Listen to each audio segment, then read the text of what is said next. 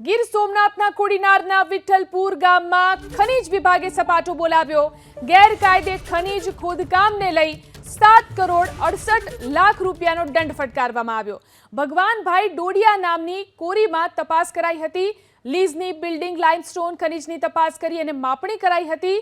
1,52,510 metric ton જથ્થો ગેરકાયદેસર રીતે નિકાસ કરાયાનો ખુલાસો થયો છે।